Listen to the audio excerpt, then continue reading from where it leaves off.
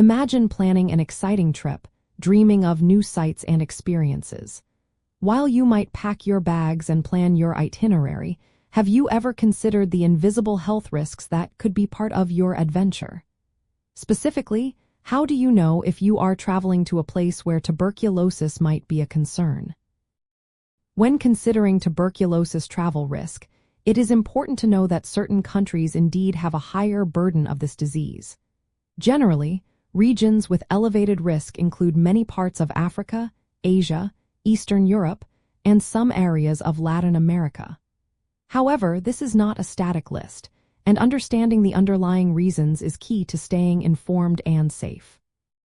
The primary reason these regions are identified as high risk stems from their high burden of tuberculosis. This term signifies several factors: a large number of new tuberculosis cases reported annually, a significant prevalence of drug-resistant tuberculosis, and often, a high rate of co-infection with HIV.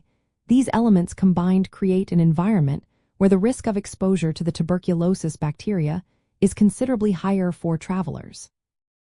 Factors like poverty, overcrowded living conditions, and limited access to robust healthcare systems contribute significantly to the spread and persistence of tuberculosis in these areas.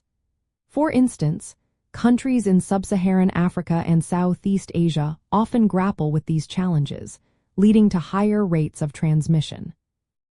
It is not just about the number of cases, but also the effectiveness of public health programs to diagnose and treat the disease, which varies widely across the globe.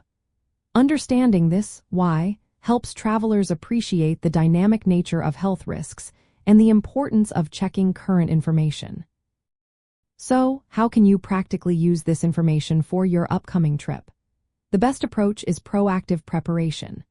Before you travel, make it a point to check the most current travel health notices from reputable health organizations like the Centers for Disease Control and Prevention in the United States or the World Health Organization. These sites provide up-to-date guidance on disease prevalence by country. Furthermore, consulting with your doctor or visiting a specialized travel clinic at least 4 to 6 weeks before your departure is highly recommended. They can offer personalized advice, discuss potential pre-travel tuberculosis screening, and recommend appropriate precautions based on your specific itinerary and health profile. A valuable insider detail to remember is the distinction between latent tuberculosis infection and active tuberculosis disease. You might travel to a high-risk area, be exposed, and develop a latent infection without showing any symptoms, which means the bacteria are present but inactive. Later, this could develop into active disease. Some countries also have specific entry requirements, potentially asking for tuberculosis screening if you plan a prolonged stay or are applying for certain visas. Be aware that even short trips can present a risk, though usually, longer stays or close, prolonged contact with someone who has active tuberculosis significantly increases your chances of exposure.